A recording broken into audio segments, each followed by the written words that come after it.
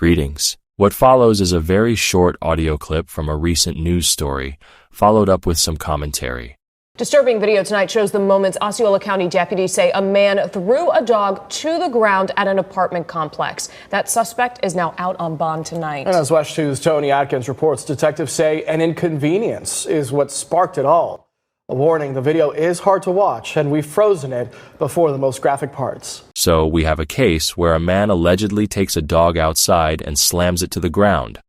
According to the report, the man did this because the dog used the bathroom on his rug. Before going further, there's something that's super important to understand. Most people view cases like this in isolation. What they ignore is larger order context. Put another way, they focus only on a small part of a much bigger picture. They focus on individual owners and individual dogs, and all they seem to care about is that a dog was injured. They never ask why things like this happen, or how to actually stop all of it. Because if they did, they would not like the answer. I will just say it. Both this man and this dog are victims of dog culture, and I will elaborate on this shortly, but there's another very important thing to understand here. Cases like these are indeed a counter to the claim that dogs relieve stress and make people happy. Or rather, it confirms what we've been saying all along, which is that dogs don't make everyone happy. This is also further evidence that it is almost exclusively dog owners or people who choose to be around dogs who wind up in the news for things like this. Well, and I should amend this to say that it also includes people forced or coerced to be around dogs, or to be in charge of one, perhaps.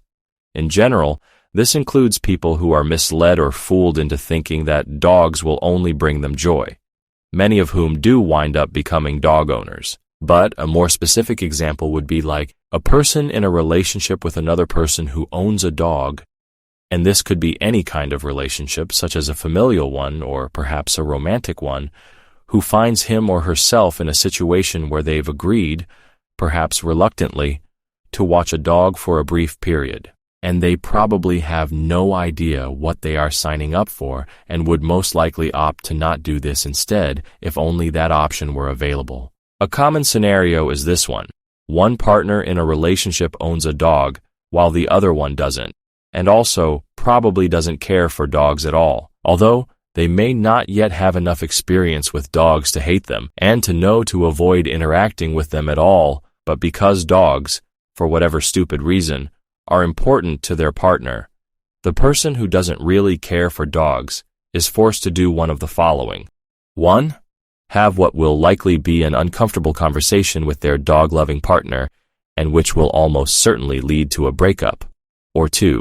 Say nothing and give the dog a chance, which often inevitably leads to disappointment and conflict. Now, me personally, I know enough about dogs and what they're like to understand that if someone owns a dog, that's a total deal breaker. But in the past, I have been the person who reluctantly allows a partner to bring a dog along, simply not knowing just exactly how problematic dogs can be, and not thinking about it too much, only to later realize the mistake I have made. To spell it out for the dog worshippers out there, I am not suggesting that this man should have slammed this dog to the ground. In fact, aside from feeling very strongly that he should have never allowed a dog in his home in the first place, I make no statement about what he should or should not have done. Or, to put it another way, if I had it my way, these incidents would never occur, because everyone would instead choose to avoid dogs entirely. Now, obviously, not everyone who acquires a dog ends up in a scenario like this one. That is not what I am suggesting. But plenty of them do, and it is a guarantee that as long as dogs exist, and as long as dog culture persists, stuff like this is simply not going away.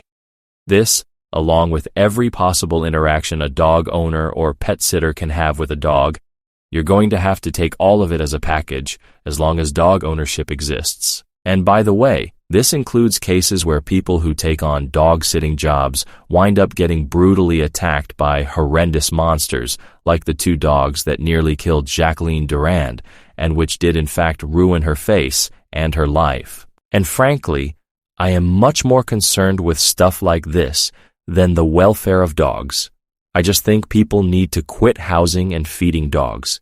Period. But just as you can never create a reality where every person who chooses to own a dog is going to be concerned with public health and safety, you will likewise never create a reality where none of the people who own dogs, or agree to watch them perhaps, lash out at dogs because dogs are garbage animals we've all been brainwashed about to some extent.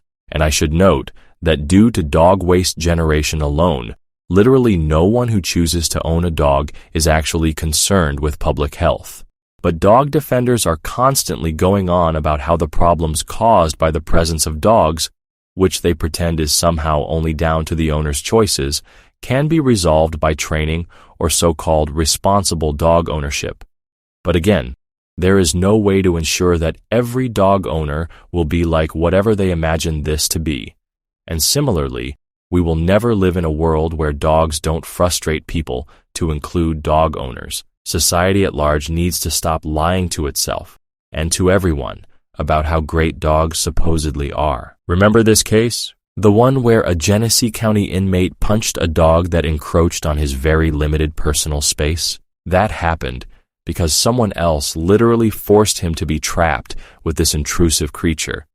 And he could have been allergic as well for all we know. Additionally, being close to a dog may well be something that goes against his religious beliefs for all we know. But instead of accurately reporting this, dishonest headlines like Genesee County inmate attacks comfort dog were used instead. Obviously, this dog brought him no comfort, and he did not attack it so much as he responded to the dog's intrusive behavior. And again, whether you think it was overboard or not, him punching that dog was literally a reaction to the presence of a dog. It really can't get any more on the nose than that. The internet was quick to hop on the hate train, but their outrage was, as usual, directed at the wrong party. Ultimately, the dog-worshipping lunatics who threw a small dog into a holding cell with at least some violent inmates, and without consulting the inmates themselves about this, in all likelihood, they are the ones responsible for that so-called attack. The delusional belief that dogs benefit everyone and that dogs make everyone happy, that is the true culprit here. And I suspect this is often the culprit in cases like the main one being covered here and any other like it where someone is seen slamming a dog they actually chose to own or agreed to be around for some period. Again, not realizing what dogs are like. Finally, it's worth noting how these incidents are reported every single time. Rather than being impartial and sticking to the facts, the reporters manipulate everything from the framing and narrative setting to the headline and the language that is used.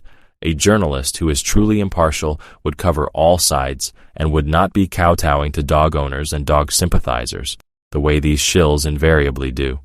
Things like unnecessarily using the dog's name as though it were a person, and considering only how dog lovers would interpret the facts of the case, all of these are fully present in this report of a man allegedly slamming a dog to the ground outside his apartment. His frustration is trivialized. They even minimize it and assume they know this person's internal mental state. They say, an inconvenience is what sparked it all.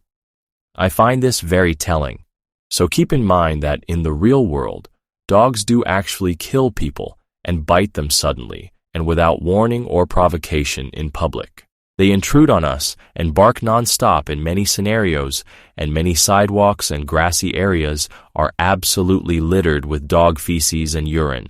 They do soil people's carpeting and furniture, and they sometimes utterly destroy such things as well. Despite the seriousness of these situations, many dog apologists will likewise refer to what dogs and their enabling owners impose on the general public as, quote, inconveniences. But it is much, much more than that. This has been K Nunn Official.